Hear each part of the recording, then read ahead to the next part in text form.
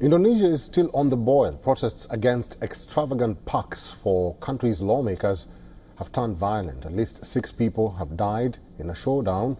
The government has announced to strip the hefty parks, but the population that is reeling under a rising cost of living crisis continues to take their anger to the streets. Here's a report.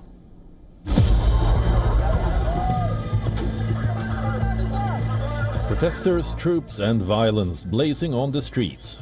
World's largest archipelago is in chaos. Indonesia's government is facing strong headwinds. Extravagant perks for the lawmakers, police violence and rising inflation has fueled this anger. Protests began last Thursday. Triggering point was the housing perks received by the lawmakers. The amount was $3,000 a month. That is 10 times the average wage of a person living in Jakarta.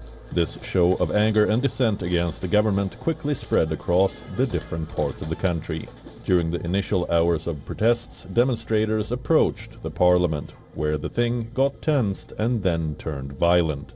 Protesters hurled stones at the police that responded with tear gas. The situation deteriorated further after a vehicle of country's police allegedly ran over a taxi driver. At least 6 people have died in the violence that followed. Protesters torched regional parliament building in Makassar, killing 3 people trapped inside as the flames spread. The home of Indonesia's finance minister Sri Mulyani was also ransacked. The growing turmoil forced President Prabowo Subianto to reverse course. He has now pledged to scrap lawmakers' perks, including a controversial $3,000 housing allowance.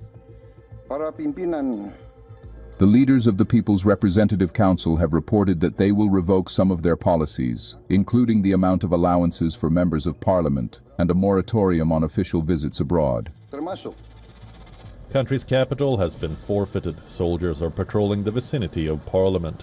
The armored vehicles have been deployed to safeguard the building. Country's defense minister has issued a sharp warning. The officers will not hesitate to take firm action.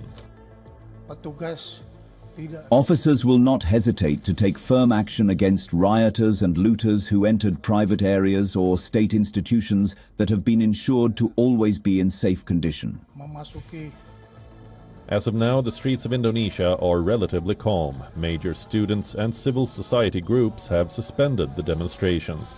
But the next wave of protests looms, as demonstrations are yet to be called off. For now, the forces are holding the line. Bureau Report, WION World is One.